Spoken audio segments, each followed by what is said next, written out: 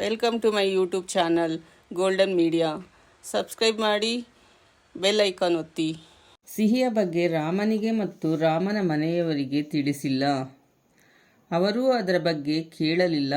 ಆದರೆ ನಾನು ಹೇಳಬೇಕು. ಸಿಹಿಯ ಬಗ್ಗೆ ಅವರಿಗೆ ತಿಳಿದರೆ ಅವರು ಸಿಹಿಯನ್ನು ಒಪ್ಪಿಕೊಳ್ಳುತ್ತಾರಾ? ಅವರಿಗೆ ಅಭಿಪ್ರಾಯ ಬದಲಾಗುವ ಅವಕಾಶವಿದೆ. ಈ ಸಮಯದಲ್ಲಿ ಇದನ್ನು ಹೇಳದೇ ಇರುವುದೇ ಒಳಿತು ಎಂದು ಸೀತಾ ಮನಸ್ಸಿನಲ್ಲಿಯೇ ಅಂದುಕೊಳ್ಳುತ್ತಾಳೆ. ನಮ್ಮ ಮಧ್ಯೆ ಮುಚ್ಚುಮರೆ ಇರಬಾರದು. ಆಗಲೇ ನಮ್ಮ ಪ್ರೀತಿಗೆ ಒಂದು ಅರ್ಥ ಬರುವುದು. ರಾಮ, ನಾನು ನಿಮಗೆ ಎಲ್ಲವನ್ನೂ ಹೇಳುತ್ತೇನೆ ಎಂದು ಸೀತಾ ಮನಸ್ಸಿನಲ್ಲಿಯೇ ಅಂದುಕೊಳ್ಳುತ್ತಾಳೆ. ಆದರೆ ಅದೇ ಸಮಯಕ್ಕೆ ಸೀತಾಳ ಪಕ್ಕದ ಮನೆಯಲ್ಲಿರುವವರು ಬರುತ್ತಾರೆ. ಸೀತಾ ರಾಮನಿಗೆ ಸಿಹಿಯ ವಿಷಯವನ್ನು ತಿಳಿಸಲು ಆಗುವುದಿಲ್ಲ. ದೇಸಾಯಿರವರು ಚಿಂತೆಯಲ್ಲಿ ಮುಳುಗಿರುತ್ತಾರೆ.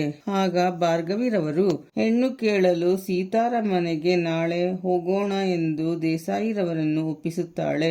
ಭಾರ್ಗವಿರವರು ವಿಶ್ವರನ್ನು ಕುರಿತು, ನಾನು ಸಿಹಿಯನ್ನು ಮುಂದೆ ಇಟ್ಟುಕೊಂಡು ಈ ಮದುವೆಯನ್ನು ನಿಲ್ಲಿಸೋಣ ಎಂದುಕೊಂಡರೆ, ನಿಮ್ಮ ಅಪ್ಪ ಸಿಹಿಯನ್ನು ತನ್ನ ಮೊಮ್ಮಗಳಾಗಿ ಸ್ವೀಕರಿಸಿದ್ದಾರೆ.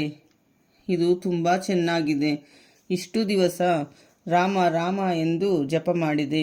ರಾಮ ಸೀತಾಳನ್ನು ಮದುವೆಯಾದ ಮೇಲೆ ಈ ಆಸ್ತಿಯೆಲ್ಲ ಸೀತಾಗೆ ಸೇರುತ್ತದೆ.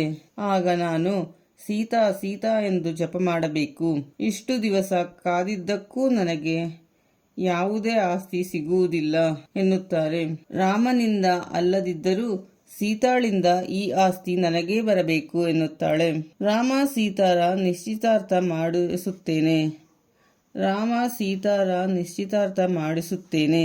ಅದು ಅವರ ಪ್ರೀತಿಗಾಗಿ ಅಲ್ಲ, ನನ್ನ ಸ್ವಾರ್ಥಕ್ಕಾಗಿ ಎಂದು ಭಾರ್ಗವಿ ತಿಳಿಸುತ್ತಾರೆ. ರಾಮ ಅಶೋಕನಿಗೆ ಕರೆ ಮಾಡಿ, ಈ ಅಪಘಾತದ ಬಗ್ಗೆ ಮರೆತು ಬಿಡು. ನಾನು ನಿನಗೆ ಒಂದು ಮುಖ್ಯವಾದ ವಿಷಯ ಹೇಳುತ್ತೇನೆ. ನಾನು ಮತ್ತು ನನ್ನ ಮನೆಯವರು ನಾಳೆ ಸೀತಾರ ಮನೆಗೆ ಹೆಣ್ಣು ಕೇಳಲು ಹೋಗುತ್ತಿದ್ದೇವೆ ಎನ್ನುತ್ತಾರೆ.